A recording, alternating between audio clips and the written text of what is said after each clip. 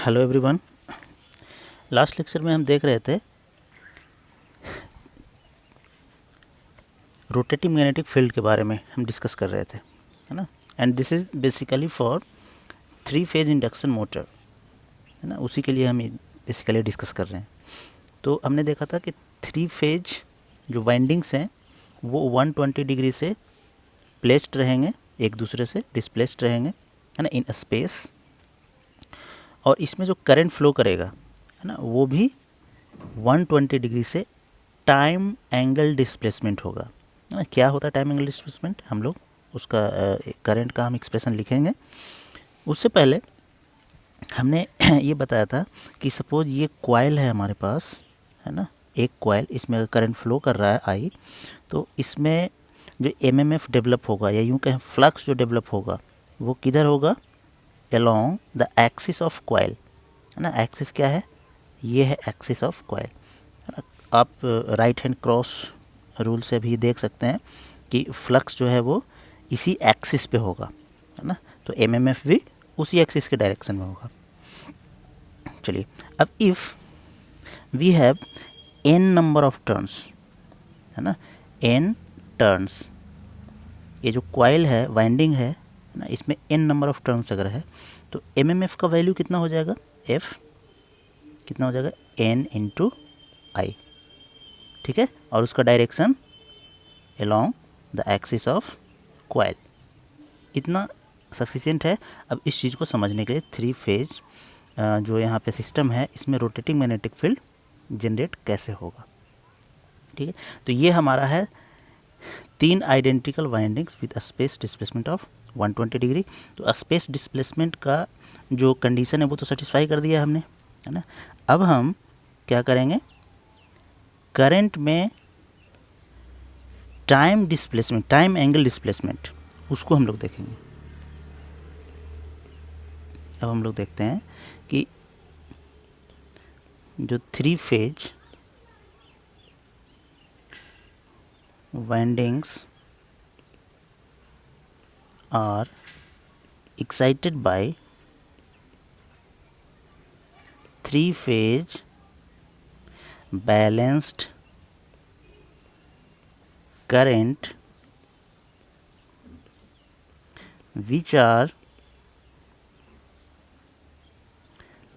time angle displaced by 120 degree, है ना। हम वैसा करंट को यहाँ लिख रहे हैं, तो तीनों फेज में करंट जाएगा, है ना। तो उस करंट को हम लोग लिख लेते हैं आई ए, इसका value I am sine omega T, है ना। इसको हमने रेफरेंस ले लिया है ना, एक का।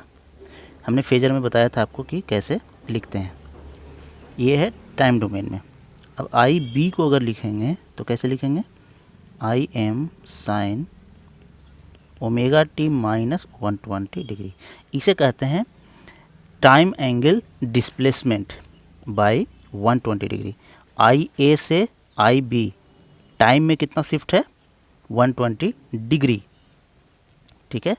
और अगर टाइम्स कहेंगे कितना सेकंड से शिफ्टेड है, तो वो सेकंड कैसे निकल जाएगा, है ना। ये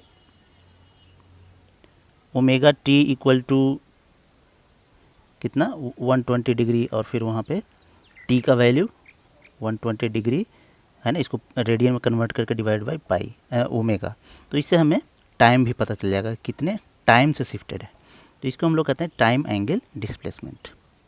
अब आई सी, इसको हम लोग कैसे लिखेंगे, I am sine omega T minus 240 degree, और इसी को कहते हैं I am sine omega t plus 120 degree, ठीक है। तो ये हो गया तीनों करंट हमारे पास। अब साइन में लें या कोसाइन में लें, है ना, बहुत ज़्यादा फ़र्क नहीं पड़ता है। इसीलिए हम क्या करते हैं कि जब एनालिसिस करेंगे, हम यहाँ पे, आपने ऐसा पढ़ा है साइन, हम कोसाइन वाला टर्म लेते हैं, है ना। इससे क्या है, एनालिसिस करना थोड़ा आसान होता है। कॉस कॉस कॉस, दोनों में से कोई सा भी ले सकते हैं, इसमें कोई अंतर नहीं आएगा, है ना। ये भी हमने ले लिया कॉस। चलिए अब एमएमएफ कितना होता है, F equal to N into I, है ना, एम्पियर टर्न, इसका यूनिट क्या होता है, ampere turn, where N is number of turns in the phase, है ना, इस फेज वाइंडिंग। चलिए तो अब तीनों फेज में कितना एमएमएफ प्रोड्यूस हो रहा है उसको भी हम निकाल सकते हैं। MMF produced by windings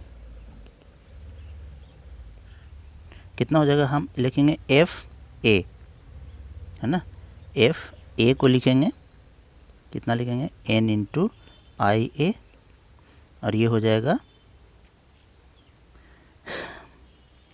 N, I a को लिखेंगे I am sine, sorry cos में हम चल रहे हैं ना, तो कॉस में ले चलते हैं इसे, cos of omega t, n into i m, ये वाला जो टर्म है इसको हम लिख रहे हैं f M cos omega t, ठीक है, where f m equal to n into i m, ये है,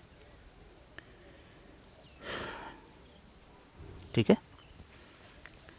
अच्छा इसका डायरेक्शन किधर होगा, ये जो एफ ए होगा ये डायरेक्शन किधर होगा, एलोंग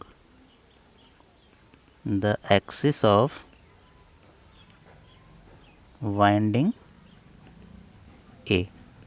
ए वाइंडिंग के एक्सिस के लॉन्ग होगा, और एक्सिस कहाँ पे कैसे हम लोग लेते हैं हमने डिस्कस कर लिया है। सिमिलरली एफ बी अगर लिखेंगे तो एन आई बी, और इसे लिखेंगे N I M cos omega T minus 120 degree, तो ये हो जाएगा F M cos of omega T minus 120 degree, और direction along axis of winding B, है ना, बी जो हमारा फेज का वाइंडिंग है उसके एक्सिस के लॉन्ग हो जाएगा एफ बी, ठीक है। चलिए similarly f c n into i c, number of turn सारे फेज में सारे वाइंडिंग्स में हम सेम रख रहे हैं ना, आइडेंटिकल वाइंडिंग हम बनाए हुए हैं, तो ये हो जाएगा n into i M cos of omega t plus 120 degree, कोई एक ले लेते हैं, तो ये हो गया f M cos of omega t plus 120 degree, और ये किधर होगा, along the axis of winding C, ठीक है। चलिए अब ये तीनों जो फेज़ हमारे हैं और फेज़ में वाइंडिंग जो डाला हुआ है उस वाइंडिंग के कारण जो एमएमएफ जनरेट हो रहा है यानी फ्लक्स जनरेट हो रहा है उसको हमने लिख दिया, और किस डायरेक्शन में होगा वो भी लिख दिया हमने। अब हम क्या करेंगे, हम इसको ज़रा कॉपी कर लें,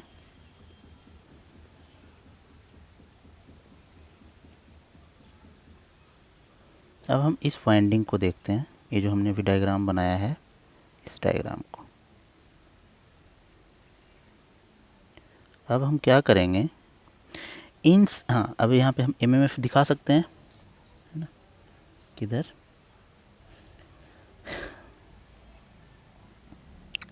एक एमएमएफ किधर होगा, इधर होगा एफ ए, है ना, और इसी को हम रेफरेंस लिया गया है, इसी को आपने इसी को एक्सिस लिया, रेफरेंस एक्सिस, रेफरेंस।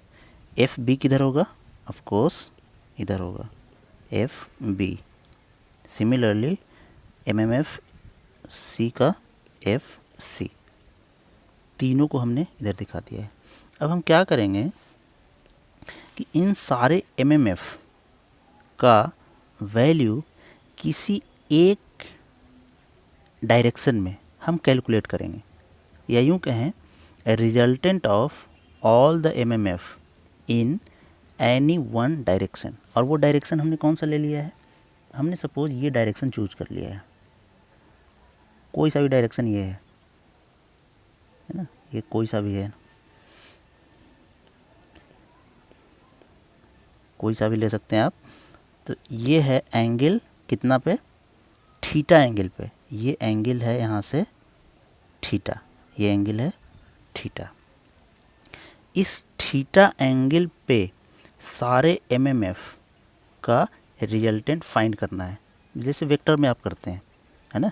किसी एक डायरेक्शन में सारे एमएमएफ को या सारे वेक्टर्स को आप ले सकते हैं, है ना, उसको रिप्रेजेंट कर सकते हैं किसी एक पार्टिकुलर डायरेक्शन में, ठीक है। और कैसे करते हैं ये चीज़ आप पढ़े हैं, है ना। अगर कोई ये वेक्टर है,